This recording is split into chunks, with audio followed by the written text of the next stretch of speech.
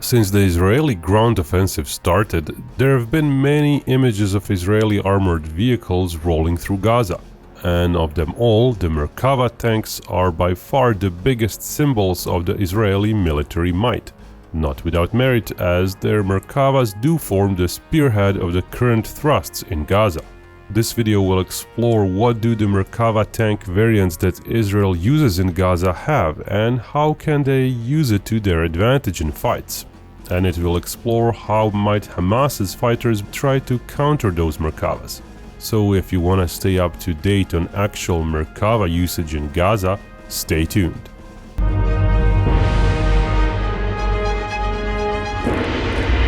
The conflict in Gaza, one of the most controversial events in recent history, is entering a new stage. The events on the ground and information in the media are changing so fast that it gets hard to verify what's really going on. Overly dramatic headlines and polarized opinions also don't help.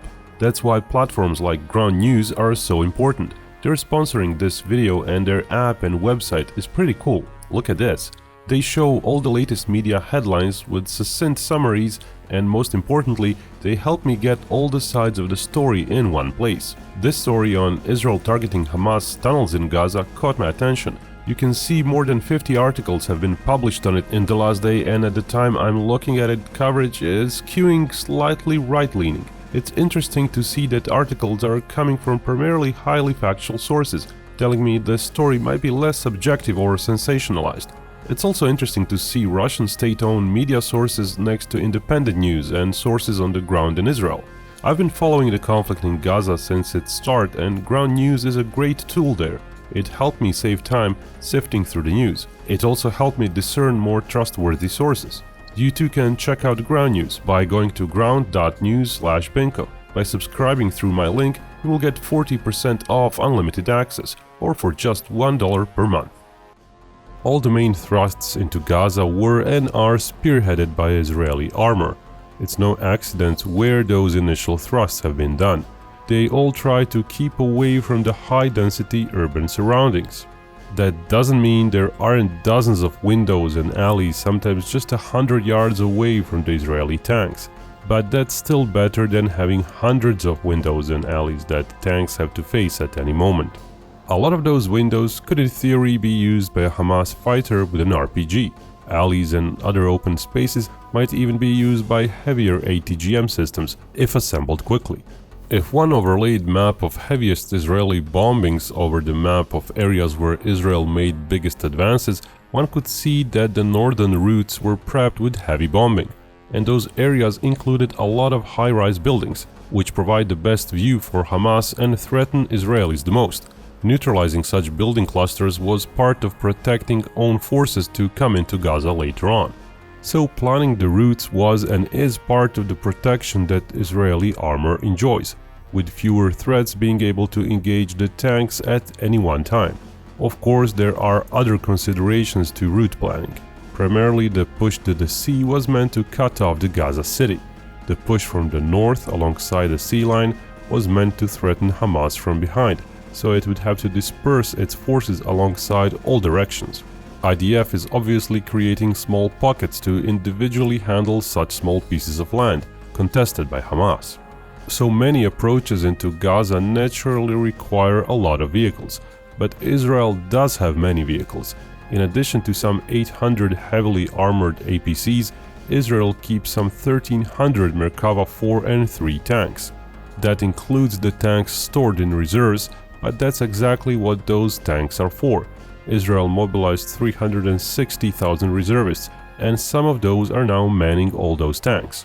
Using all the tanks stored in reserve, one can tell that Merkava III is still a bit more numerous, but it's virtually guaranteed that inside Gaza it's the Merkava IVs that make up the majority of the tank force. This video will thus focus on Merkava IV, as it's most relevant to Gaza. It's been in service since 2005 or so. Its newest subvariant is named Barak or Lightning. Pre-serial Barak tanks are being evaluated by the army. That particular upgrade has plenty of novelties, one of the bigger ones being numerous cameras around the tank for a 360-view situational awareness, and a helmet-mounted display for the tank commander, where he can utilize those cameras. AI-supported firing systems are also mentioned, including automatic fire on threats to the tank. But said variant is gonna reach service in numbers only in a year or two, so right now the most relevant variant of the Merkava IV may be the M variant. That one has been operational since 2011. It too has the trophy active protection system. 2019 saw a further subvariant enter service, the Merkava IV M400, with further improved subsystems and armor, including optical fire locator sensors which can quickly show where enemy fire is coming from. Again, that's something that even the newest Abramses don't have. The APS is one of the most important systems for the battle in Gaza, or any sort of urban fight. It has radars, 4 of them, which monitor all the approaches to the tank. Those detect incoming rocket-propelled grenades, recoilless gun rounds and missiles, generally optimized against subsonic speed threats. Then the 2 explosive charge holders direct the charges into missile paths. It's not known how many charges does Trophy store, but most rumors point to 3 or 4 per side. This video from the Trophy manufacturer suggests that 1 charge is ready to be fired in any direction. When it's expended, another charge is quickly inserted in its place.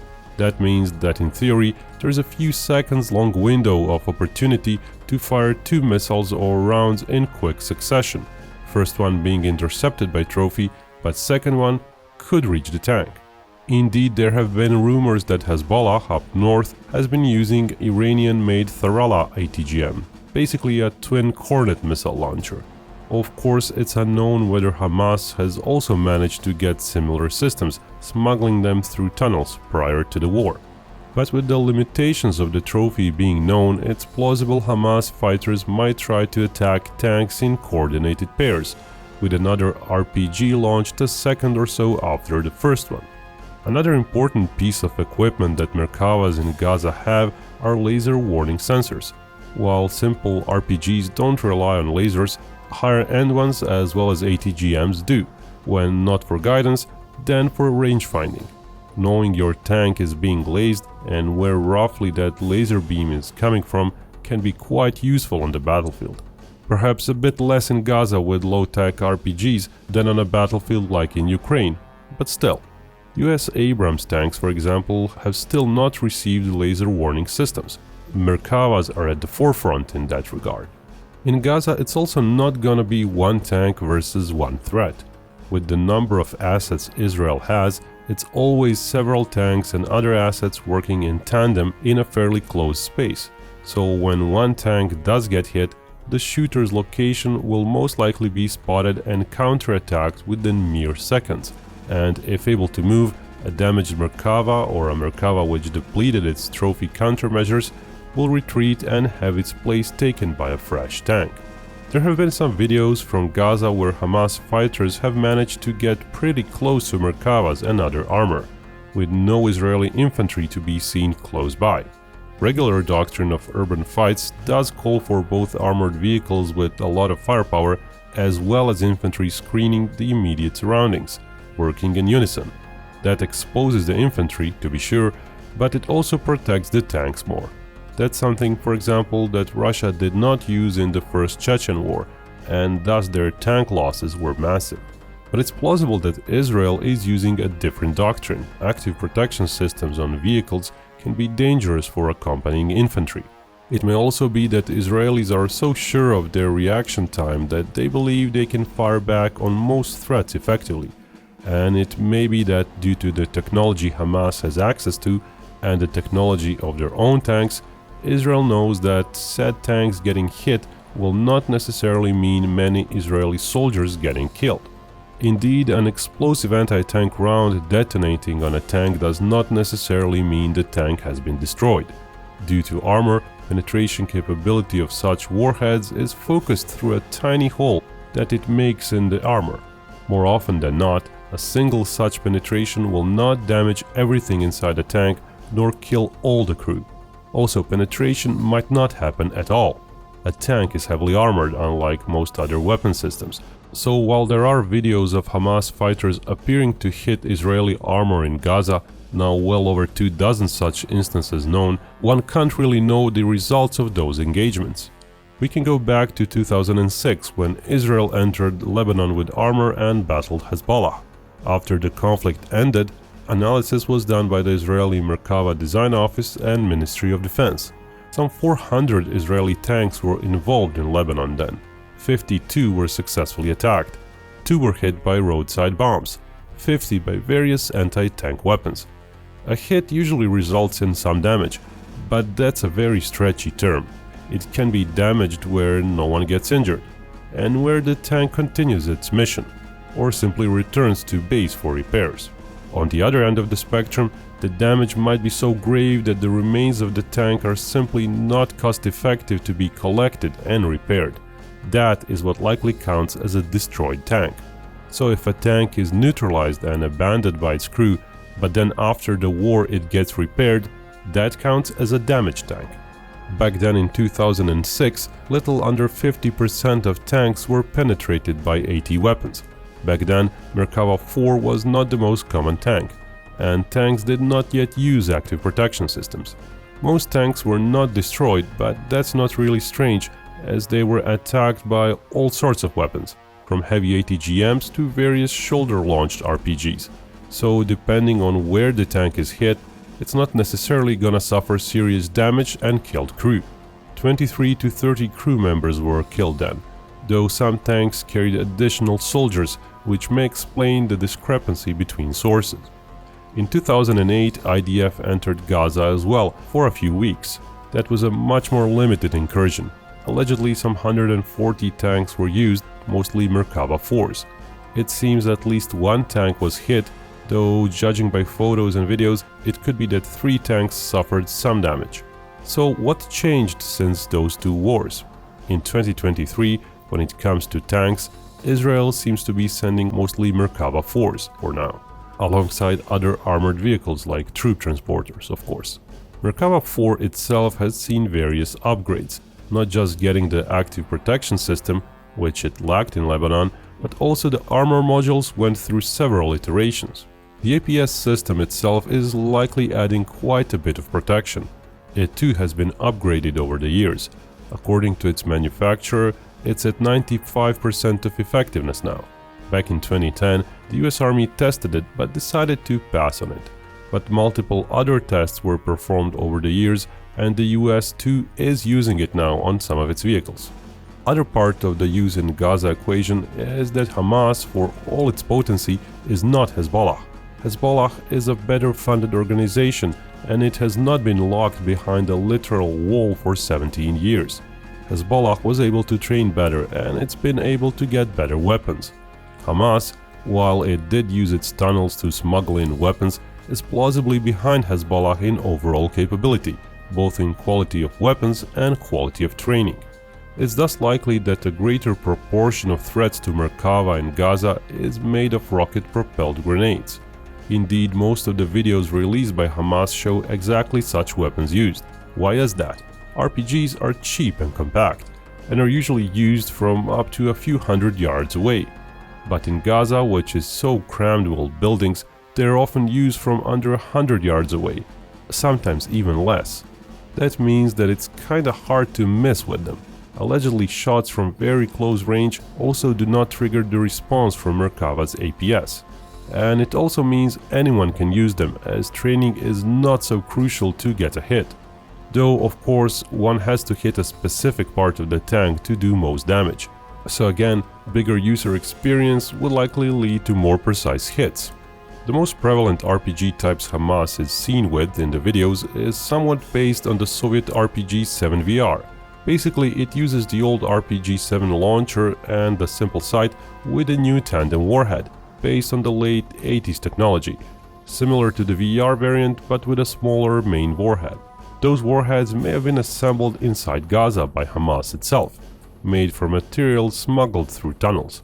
Due to the still heavier warhead compared to the regular RPG-7 round, the system might have worse accuracy at long range. Though in Gaza, most attacks are performed from short range as it is. While the VR variant has a big warhead of 105mm diameter, the local Tandem 85 seems to have a smaller one, possibly 85mm one. Its penetration value is thus smaller.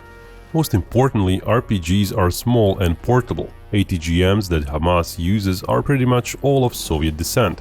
Some of the newer models, like Kornet, are very potent. Those might penetrate pretty much any tank, but they're also large and heavy. They use tripods, which need to be deployed. You can't just stand up, fire them off and run away. Using them, you need a minute to set it up and fire.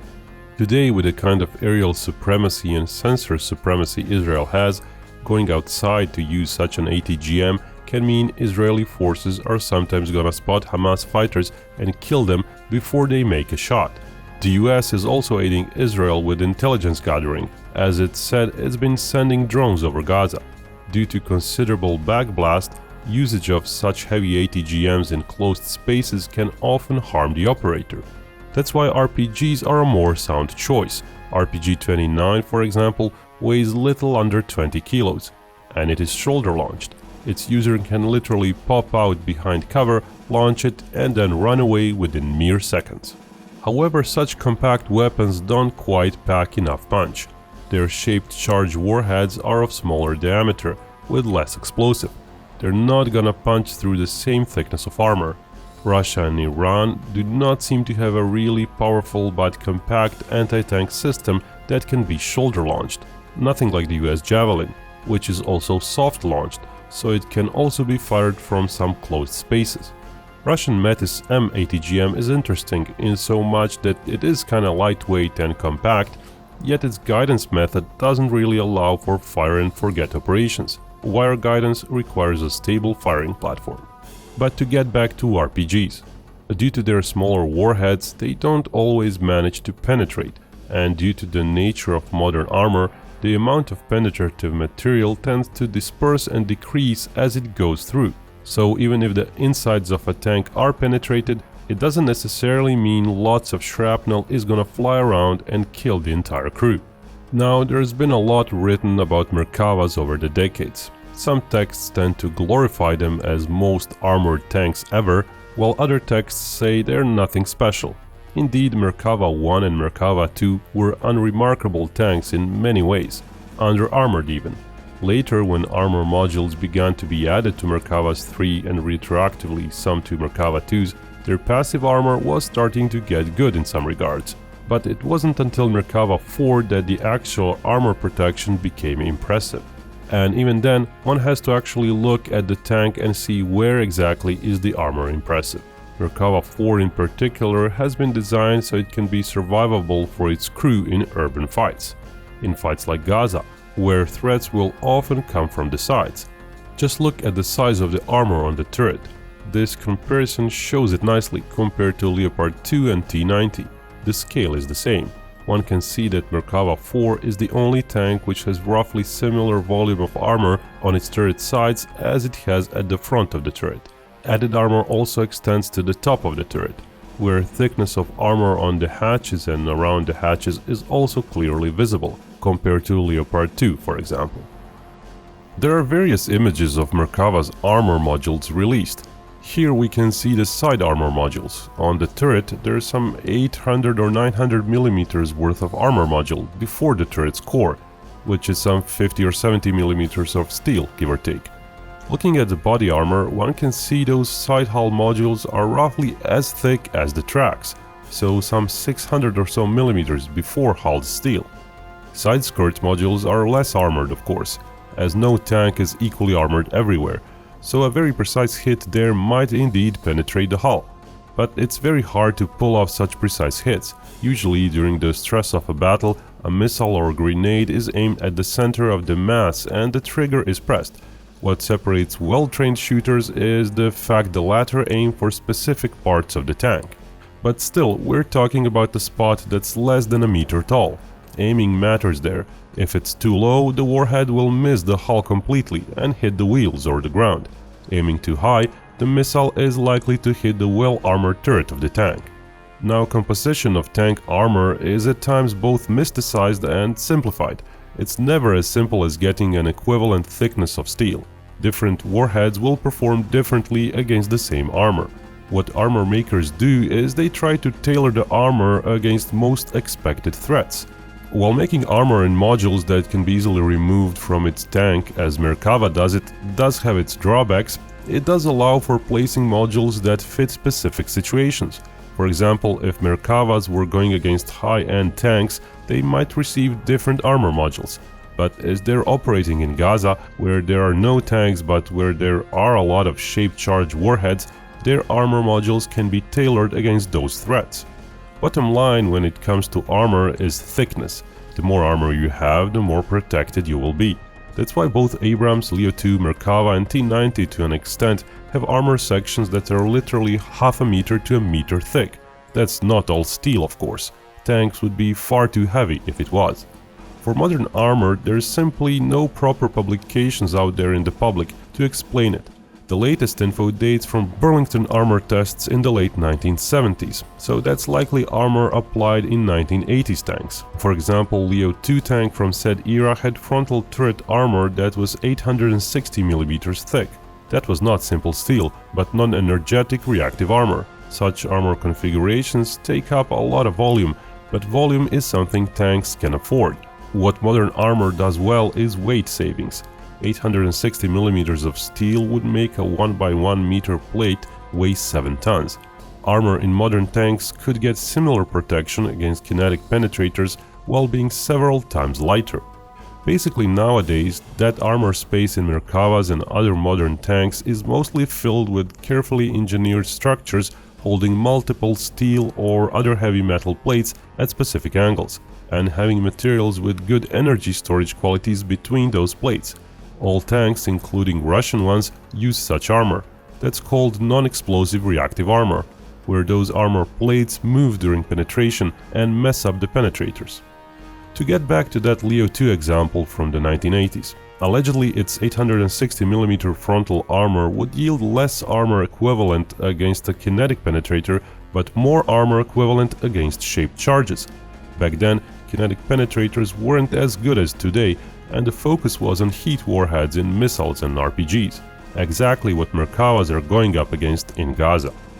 As parts of its turret armor are even thicker than Leo 2's, it's likely that even if using 1980s grade armor multipliers, Merkava's resistance to heat warheads is quite high, but those figures are still likely not true to actual armor values, as it's the 2020s now, and as Merkava actually doesn't use just non-explosive reactive armor. A great way to lower mass and volume is to use explosive reactive armor plates, which Russian tanks tend to use on top of their base armor, and which the Israelis used first in combat back in 1982. ERA, however, has some drawbacks. ERA blocks literally explode when hit, so they offered no protection against subsequent projectiles. They can also be dangerous for whoever is standing near the tank, like infantry. So Israel combined ERA and NERA. Its defense company Rafael had some patents talking about self-limiting explosive reactive armor. In Rafael's own words, such armor plates can take more shots than pure explosive armor, but not as many as non-explosive armor. On top of that, Rafael claims Solera has comparable volume and mass efficiency to ERA armor, which in itself is even better than NERA in said regards. Additionally, depending on how deep the explosive modules are inside the armor, said technology might be more resistant to tandem warheads, which are quite prevalent in RPGs used by Hamas.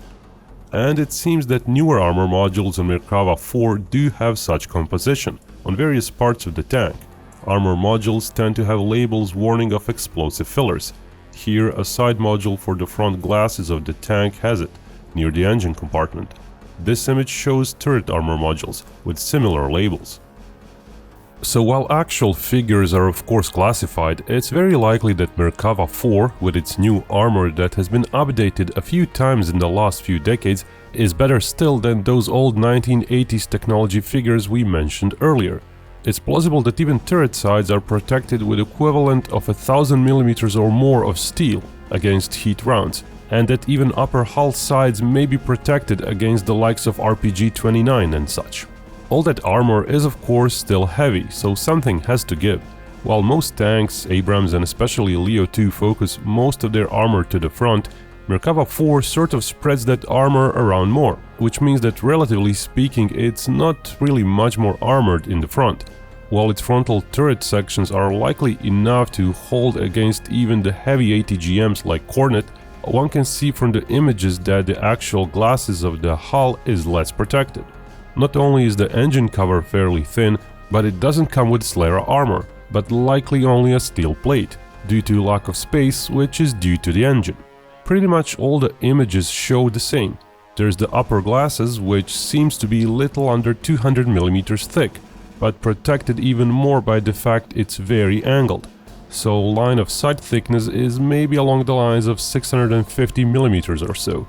Of course, if hit from above, that protection drops considerably.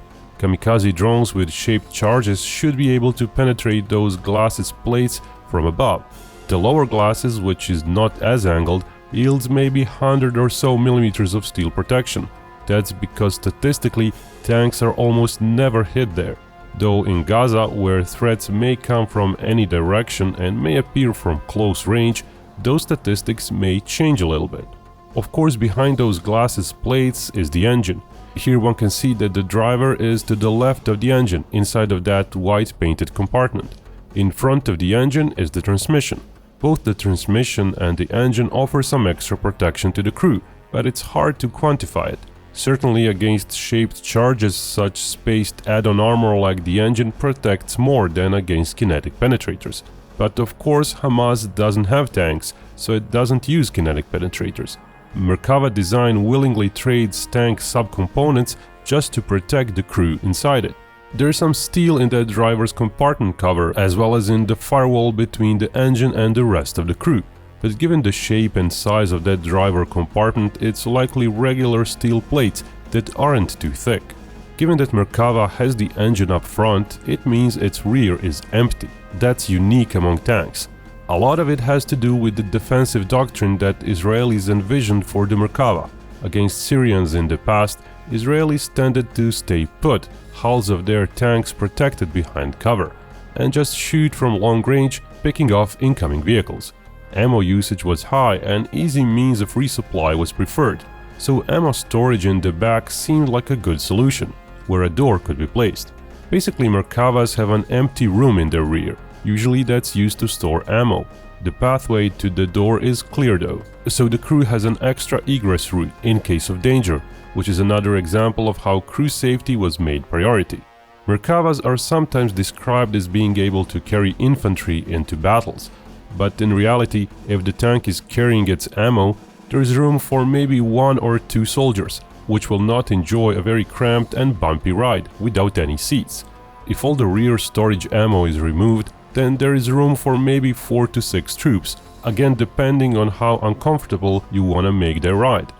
The floor of the tank has some extra armor in the manner of a V-shaped armor plate, providing some protection against smaller anti-tank mines. It can be added and removed depending on mission needs. All that armor protection listed so far means Merkava IV is not a light tank, and it's not a small tank either. This image shows it next to the Abrams, which is one of the largest tanks today. Merkava IV has an even larger and taller turret than Merkava III shown here. Also, this image has been corrected from the original, so both tanks are roughly equally distant from the camera. Merkava IV has grown to be a very heavy tank. Unlike Western tanks, which have their weights disclosed, Merkava's exact weight is a mystery. Officially, it's been listed as a 65 metric ton tank since the early Merkava IV variant. But in reality, today's Merkava IV may weigh more. For example, a video from one of the IDF's units said Merkava IV weighs close to 80 tons. An article in Israeli largest newspapers from some years ago described the Barak variant of Merkava IV weighing around 70 tons. Whatever the actual weight of the Merkava IV, everything we saw so far suggests it's not low. The fact Merkava IV got a 20% more powerful engine may not be there just for extra mobility, but also to compensate for extra weight, which happens to pretty much all tanks. Abrams grew by over 15 metric tons, from its early variant to its latest APS-equipped variant. In Gaza, however, that weight is not an issue. The soil can take it well. Urban surroundings are cramped as they are, so the tanks are not gonna be accelerating quickly. Rather, they're advancing methodically in formations. And fuel consumption is not any sort of issue, as Gaza itself is tiny. Merkava's armament is fairly standard for a modern tank, though it has some peculiarities. For example, it has a 60mm mortar operated from inside the turret. As any mortar, it's used to lob rounds at a high angle, so it can hit behind walls. Usually Merkava operators use it to lob smoke grenades, but it can also use anti-personnel rounds. There's a 6.72mm machine gun near the commander's hatch, but in Gaza that's unlikely to be used much. The machine gun is not remotely operated, so the threat of the machine gunner getting shot if peeking outside the hatch is just too high. But what was spotted on Merkavas going into Gaza is a 50 cal machine gun mounted externally over the main gun, but linked to the main gun and operated from inside by the gunner. Effectively, it's an additional coaxial machine gun. Such setup was observed on some Abramses as well. Such a 50 cal machine gun is useful when the regular 7.62 coaxial machine gun simply lacks range or firepower, and when using the main gun is deemed as overkill. Of course, when such a machine gun is out of ammo, the tank needs to retreat to safety so its ammo is replenished from outside. Then we get to the main gun, which is based on the German Rheinmetall's 120mm gun, used in Leo 2 and Abrams, but its mount was made narrower to fit into Merkavas. Its short barrel is similar to Abrams's, shorter than Leo 2's, but its kinetic penetrators are likely good enough against any possible tank threats in the Middle East. On the other hand, shorter barrels are easier to use in urban surroundings like Gaza, without tanks getting stuck. But the real weapons of the Merkava are the main gun's rounds. In addition to kinetic dart rounds for anti-tank missions, heat rounds to be used against most other armor, and cheap general-purpose high-explosive rounds, Merkavas use two more specialized rounds. One is the M339 Kalanet. It's a high-explosive round that has some penetrative abilities, and it is programmable. It can, for example, go through a 20 cm thick concrete wall and then detonate. Or it can simply be set to detonate at a certain distance, like over a trench. M329 round is an anti-personnel round, also programmable. It's designed to eject 6 submunitions at certain intervals. Each submunition then detonates, sending shrapnel around. It's likely those two rounds, as well as the cheaper simple high-explosive round, are used almost exclusively in Gaza. Merkavas use a crew member to load rounds into the gun manually. 10 rounds are stored in the back of the turret in a powered drum hold, which enables easier round manipulation. Further 38 rounds are, as said, stored at the back of the tank's hull. Those rounds can be a hazard, as they share the same common space as the crew of the turret. The rounds are stored in individual containers that help mitigate cook-off if ammunition itself is hit. But in some instances, those containers only delay the cook-off, and some Merkavas have been observed as suffering catastrophic fires. Most tanks actually have similar issues, with rounds being stored inside the hull. The Abrams is perhaps the only one where all the ammo is in the turret bustle, where such ammo cook-offs would not be catastrophic. The logic behind Merkavas storing most ammo in the back of the hull was sound when fighting other tanks at a straight front line was the norm. Tank rears would almost never be threatened in such situations. But in Gaza, it may happen more often that RPGs will be able to hit and penetrate thinner rear armor. The 10 rounds in the turret back are safer, as their drum hold does have a blow-off panel in case of ammo cook-off. Finally, Merkavas have been observed going into Gaza with so-called cope cages above their turrets. We saw such slat armor structures in Ukraine, used by both sides. Basically, those are there to protect the manned part of the tank, meaning the space under the turret, from shaped charges delivered by slow-flying drones. As we saw in Ukraine, commercial drones are often used to deliver simple warheads, either by dropping them from low altitude or by ramming into the tank itself. Active protection systems are not as useful against those, as their speed can be so slow that they are not recognized to be a threat. Merkavas are getting hit inside Gaza. How often and how much, no one knows. Evidently, there are videos of Hamas fighters getting some hits, both on tanks and on other vehicles. There are likely many more instances of hits which have not been filmed nor publicized. But as we saw in 2006, a hit does not mean a tank is necessarily penetrated. And even if penetrated, the tank may not be destroyed. Since then, Israeli capabilities have risen. with the addition of APS, newer armor modules, more of the most modern Merkava variants used, and so on. Hamas itself is plausibly worse equipped than Hezbollah was. Plus, the intelligence gathering capabilities have risen quite a bit since then, with the US help also not being insignificant. The only factor that is harder now than the 2006 Lebanon was is that Gaza is so densely packed with buildings, and to some extent with Hamas's tunnels. Also, there may be tens of thousands of Hamas fighters out there, possibly hundreds of RPG users daily. Threats are gonna keep popping up continuously.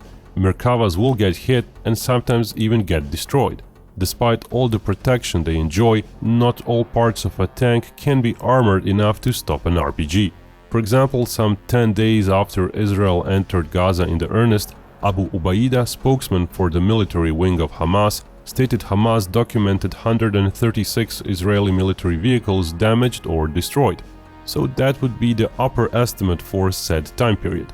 Actual situation may well be different, of course, with many times fewer tanks actually damaged. But Israel did not yet comment on numbers of their tanks hit. How many tanks will ultimately suffer is likely a figure that the public may find out only years after the war.